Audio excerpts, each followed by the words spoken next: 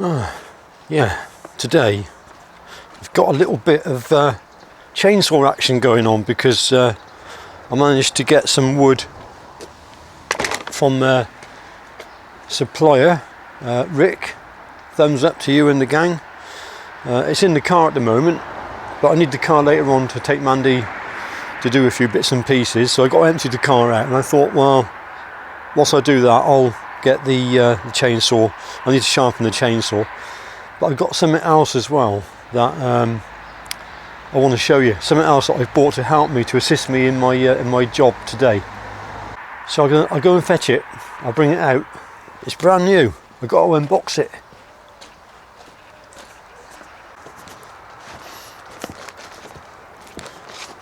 Well, here it is in its cardboard box, all the way from China, where most of this stuff comes from these days. I saw this, well, I've been aware of these things for quite some time, and then I never sort of thought about getting one until I saw one in a video. A guy on YouTube, somewhere in America, was using one of these to help him cut up the limb wood of trees, and I thought, well, they're not a lot of money, so I bought one. Anyway, let's get it unpacked. Well, there's a bit of assembly required with it. And this is the device.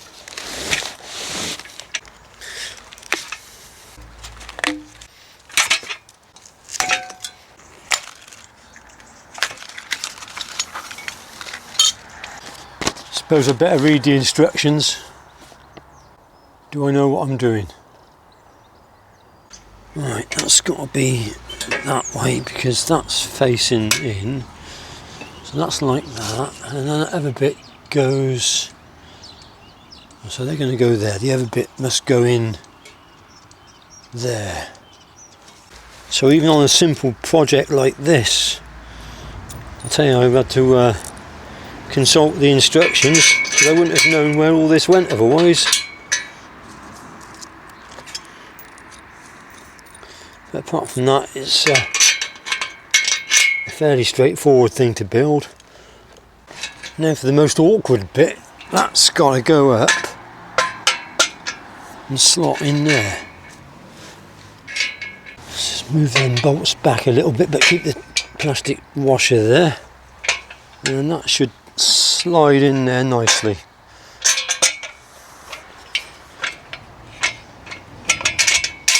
That's one. We're winning. Basic tools required just to tighten up these things here. Allen wrench and 13mm spanner.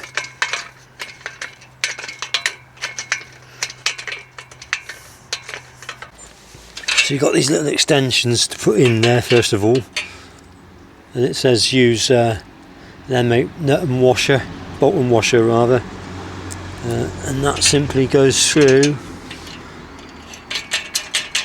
there like that. One underneath.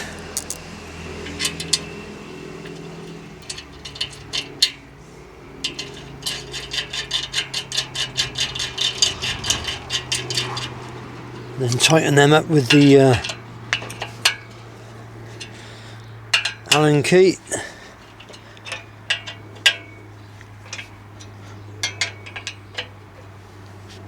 That'll do for that. Same on the other side. And with these two stubs on, it allows you to then attach the final piece in the jigsaw puzzle, and that's this.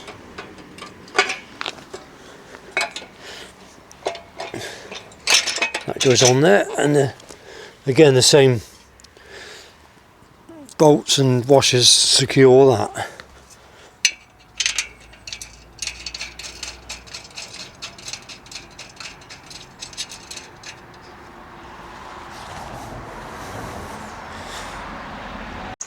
Well, this is it. It is now assembled, and what it is a Sawhorse.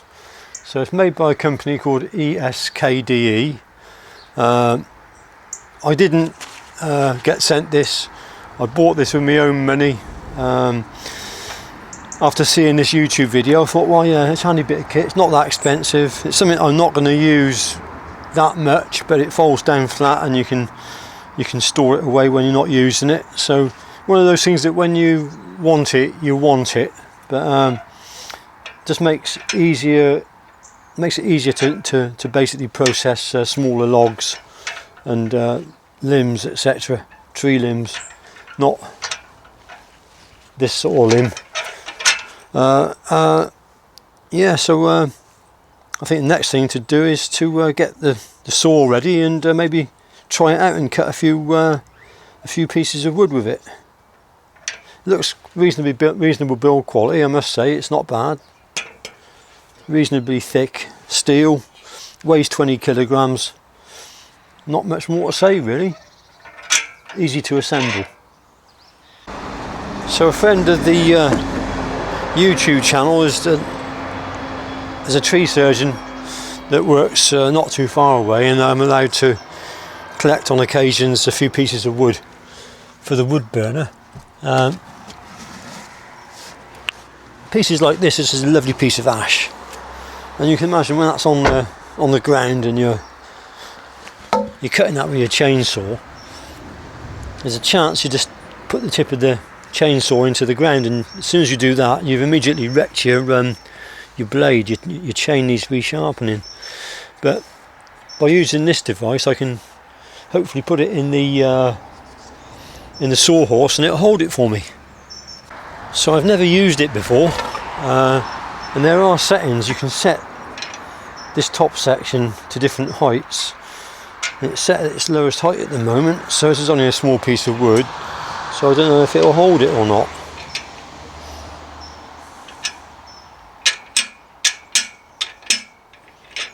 See, I told you I haven't used it before. Don't tell me I put it on back to front. Yeah, I must have done. I must have put it on back to front. Well, I flicked it round. I've rotated this round 180 degrees, and this is actually the way it should be, because there's a slight offset on the two bolts at the bottom to allow, once you've detached these stabilisers, to allow the top section to fold down like that, and then it all folds and sits pretty flush, as you can see. So that's how it's supposed to go. Hopefully you can see the offset there. You see the bolt, the hole for the bolt is right at the bottom, and that means that this can fold down and sit flush then. So let's get it back up together again then. Fairly straightforward. So that would be its storing position, to be honest with you.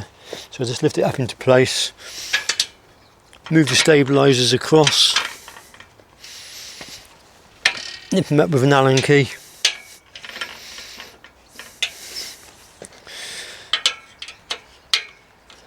And you're ready to load your wood. And now all you've got to do,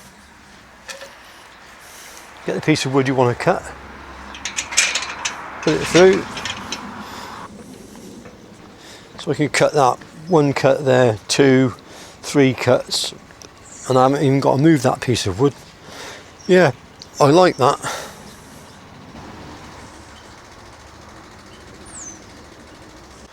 I need to get the car empty, so I want to use the car later on today. And I got loads of wood. This piece of wood here is obviously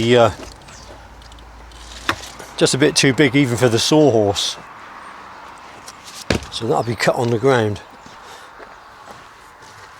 But a few pieces of ash. This is really top quality wood. The highest calorie though isn't in the trunk. This is a bit of the trunk, I think. The highest calorie is in the limb wood, because the rings are closer together. So I've got a few roundels, as I call them, but I've got a nice piece of oak as well. I can cut that up in my Sawhorse. And a few longer pieces of ash. So I need the Sawhorse for that. Cut them into 2 or 3 pieces. And keep me busy for a while, won't it? This is quite quite green wood, so it'd be interesting also to cut the ash and split some of the ash and just see what the moisture content is, because they say with ash, you know, you can burn it green or wet. I still would rather burn it green or wet, green or dry. I still would rather burn it dry.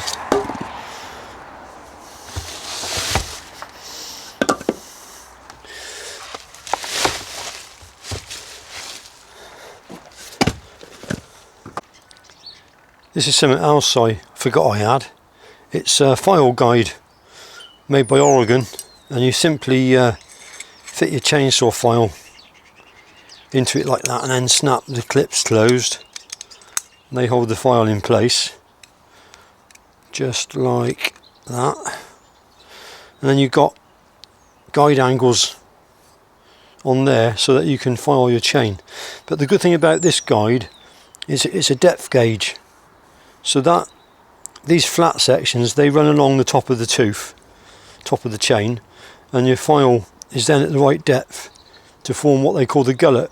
So you get a nice C-shaped gullet in your chainsaw, in the chisel. Well, there we go. We're going to have a go at sharpening some of these teeth. They're a little bit on the blunt side, so I'm going to find my angle. And according to my chain,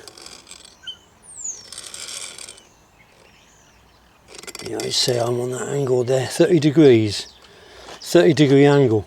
And you can see that the top of that, the top plate, it's called the top plate of the chisel there, rests on that section there, and that gives you the depth.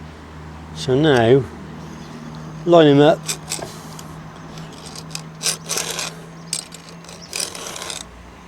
And just a matter of filing until you see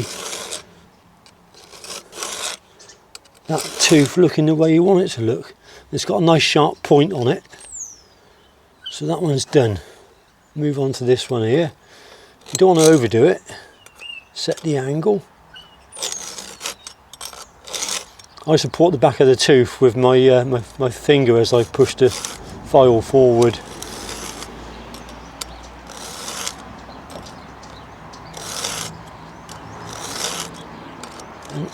These teeth are quite soft, and the file, you can feel it biting in, and it does a good job.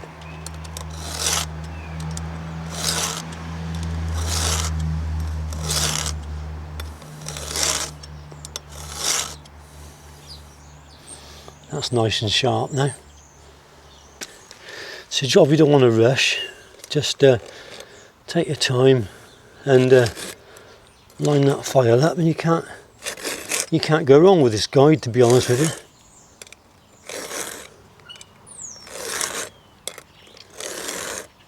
Also, it allows the file to rotate underneath the guide, so you can put a fresh section of the file on at any time you want.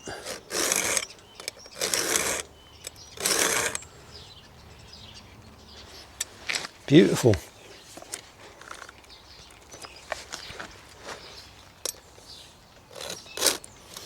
I do love this chainsaw. Just doing the other side now. This is the last tooth, and then we're finished. So that's what it's like at the moment, and then a few strokes of the file. Get the angle set right.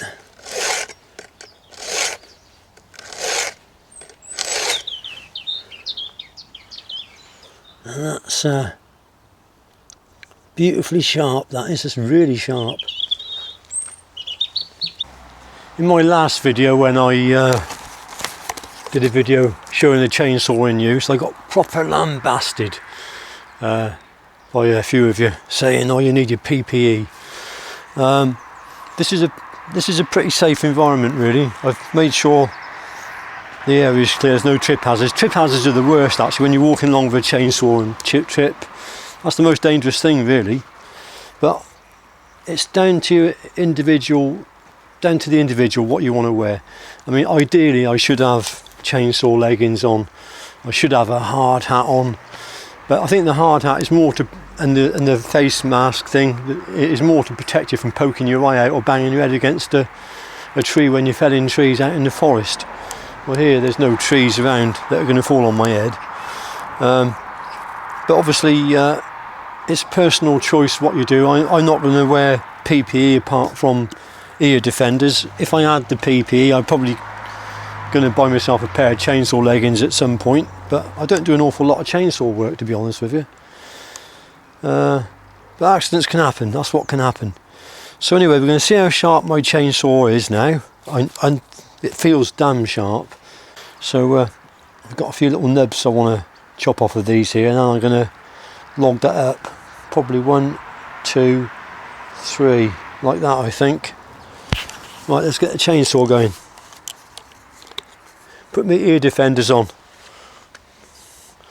I am going to get an electric saw at some point as well, just to be a bit more fair on the neighbours. I don't do a lot of chainsawing here, but I think when I do, I should really have an electric one and use this one when I'm in the fields and the woods.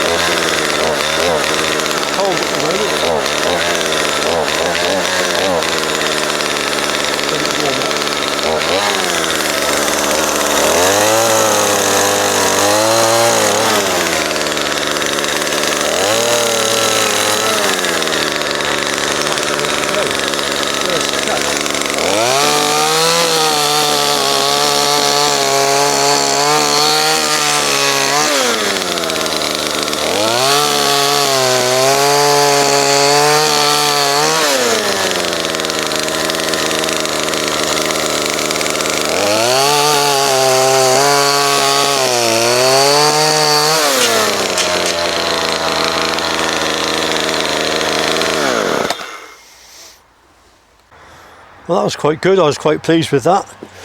I've got this nice log here now to put in there. I'll probably cut that in half. Let's see if it needs any adjustment. Yeah, you got to. I'll have to adjust the. I'll have to raise that up for this log, so this log can wait. Let's see if I've got a smaller log I can fit in there. There's a smaller one. That's a bit better. Bit of a funny shape, this one.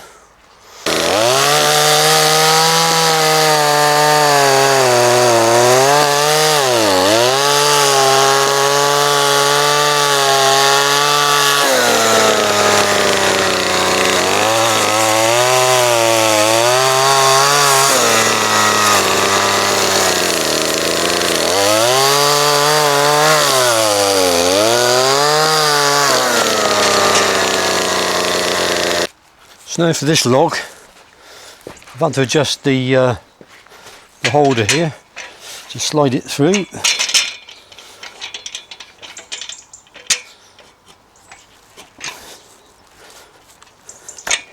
Now I can cut that in half.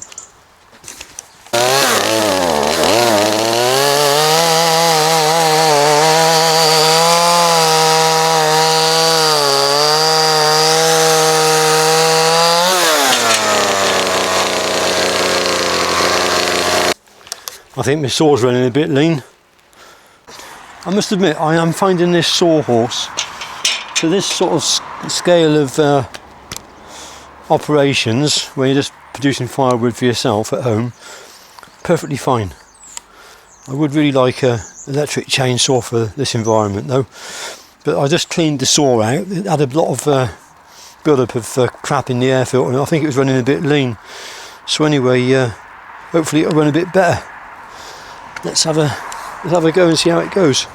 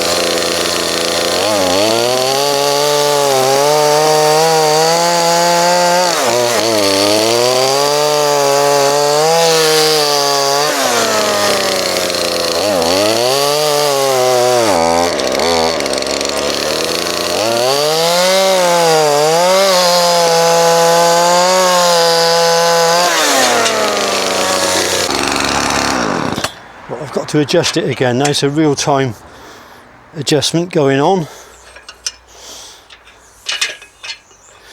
So obviously you set it up and you'd cut the logs of that specific size all at once, and then when you move to a smaller group of logs, then you make your adjustment then. So now it should fit the smaller logs a bit better. Nice piece of oak here.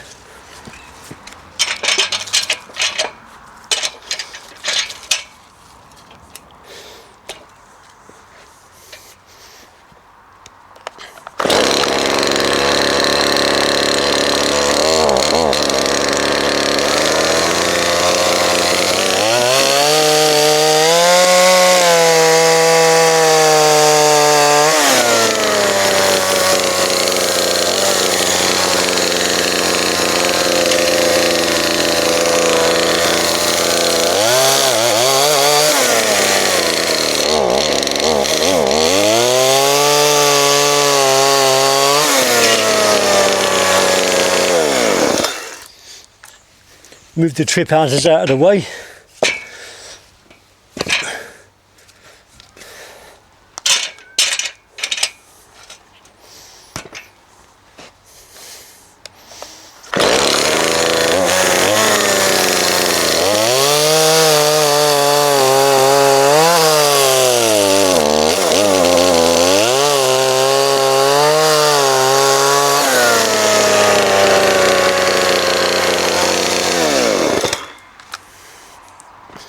The saw's not running very well, to be honest. I did have a look at the high and low jet, but they've got anti-tamper screws on them, so not so easy to make a quick adjustment.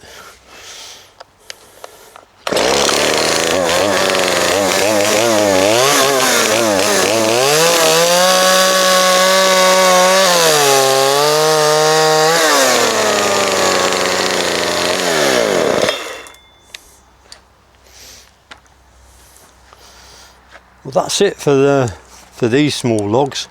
I am very happy with how this Sawhorse is working. Yeah, very happy with that. So the next thing I want to do, I want to wallop one of these pieces of ash in half and see what the moisture content is like inside the wood. We go for this piece here, I reckon. It's got a natural split running that way, so with the maul we should be able to cleave it just like that.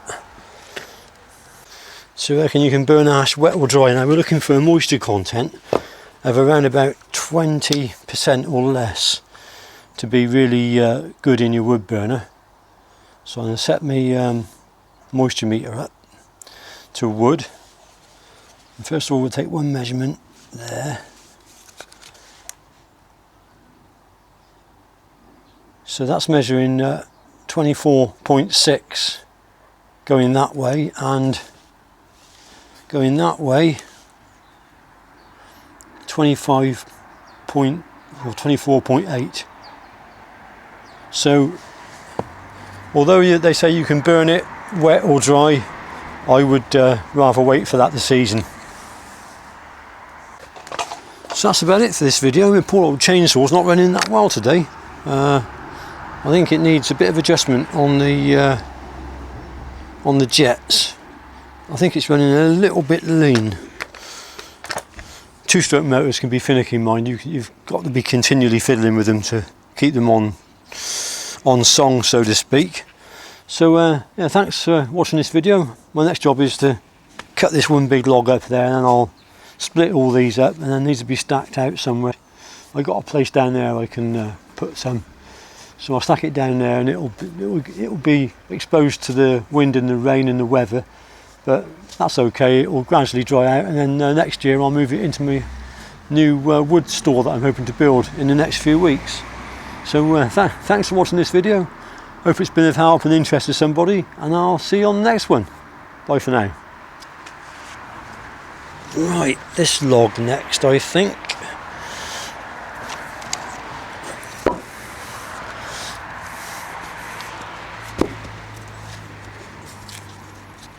Oop. He's a big one.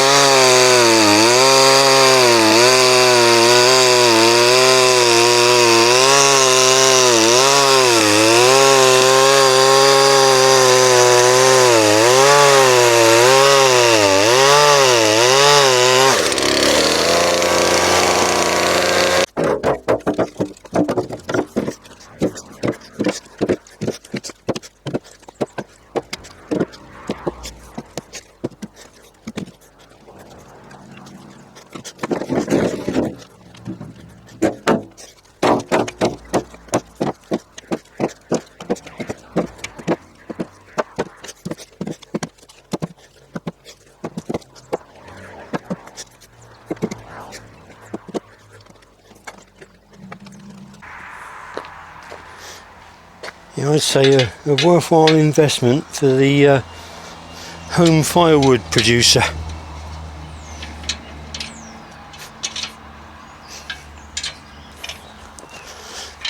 Definitely worth it.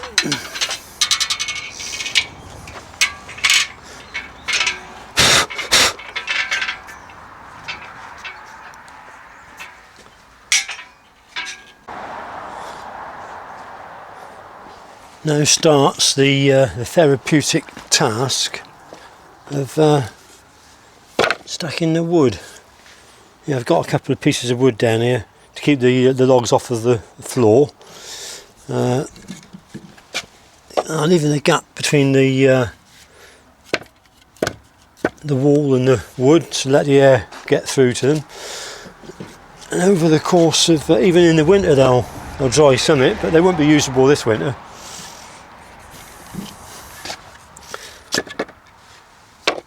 Yeah, we're getting there.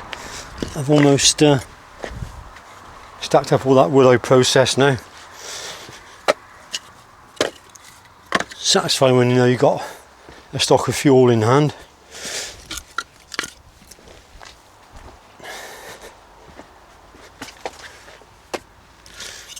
And yeah, I'll get to that over the course of the next 12 months.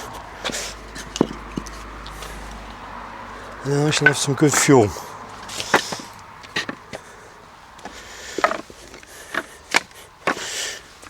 Bring on the snow and the cold. Bring on the winter.